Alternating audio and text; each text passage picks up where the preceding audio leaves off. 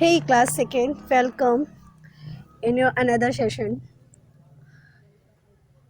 Today we would like to read second story, The Emperor's Kite, written by Jane Austen. पुराने समय की बात है, चाइना में एक सम्राट रहता था। उसके 4 बेटे 4 बेटियां हुआ करते थे। और वो सभी को पसंद करता था, ठीक है, लेकिन वो थोड़ा सा कम ध्यान देता था अपनी छोटी डॉटर पर, ठीक है, जिसका नाम क्या था, डिजोशेवा। वन डे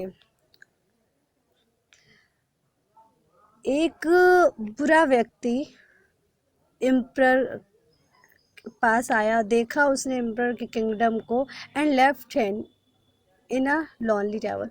मतलब एक बुरा व्यक्ति आया और उसको क्या, एम्परर को लेकर एक सुनसान से टावर में छोड़ दिया उसने, ठीक है, मतलब सम्राट को। They spread the news that the emperor had been killed by the some people of another land.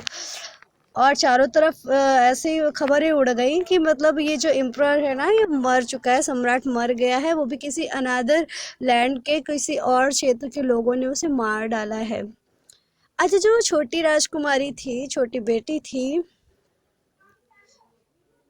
वो मतलब चारों तरफ देखा करती थी अपने, मतलब कहाँ। Unfortunately the evil man had had not noticed her.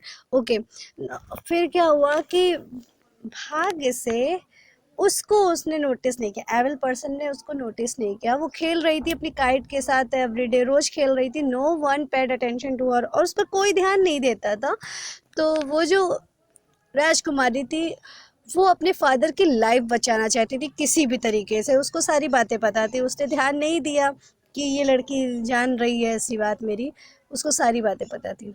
She thought of many ways, उसने कई चीज़ें सोची, थॉट करती रही, लेकिन सडनली अचानक सी हैड अ आइडिया। उसके पास एक आइडिया दिमाग में आया और उसने डिसाइड किया कि मैं एक बास्केट को काइट के थ्रू अपने पापा के पास पहुंचाऊंगी। This was the only way he could keep her father alive. ये एक उसका एक तरीका था कि उसके पापा जीवित रहें, जहाँ है टावर में वो जीवित रहें।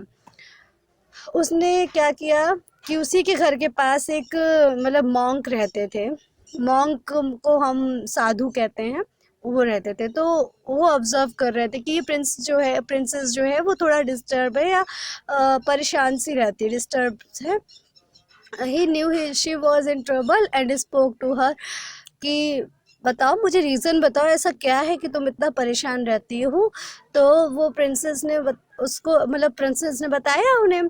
तो उसने एक आइडिया दिया, साधु जी ने एक आइडिया दिया। He told her to weave a rope out of grass vines and her own long black hair. उन्होंने कहा कि मतलब तुम ना एक रस्सी बुनो, जाओ ग्रास लेकर आओ, ब्लैक हेयर वाइन्स लेकर आओ, अपने उससे एक रस्सी बिनो। तो the princess did has she was told, उसने वैसे ही किया जैसा साधु जी ने कहा था।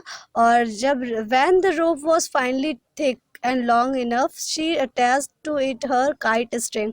और जब वो रोप बन गई फाइनली, तब उसने क्या किया, अपने काइट के साथ उसको भी अटैच करके भेजा। और सम्राट ने देख लिया उसकी रोप को, और वो आराम से मतलब सम्राट के पास काइट पहुंच गई। आराम से उस काइट के थ्रू वो जो रस्सी लटकी थी उससे वो आराम से नीचे उतरे, और वापस से उन्होंने अपनी राजधानी ले ली, मतलब किंगडम अपना वापस से सब देख लिया। He showed a lot of love and attention on his little daughter, और उसके बाद से वो अपनी लिटिल डॉटर पर बहुत ध्यान देने लगे, बहुत उसे लव करने लगे। और he made her sit on a small throne besides him, और उसके लिए उन्होंने एक अपने ही बगल में एक सिंहासन बनवा लिया, उस वहीं पे बैठालते थे।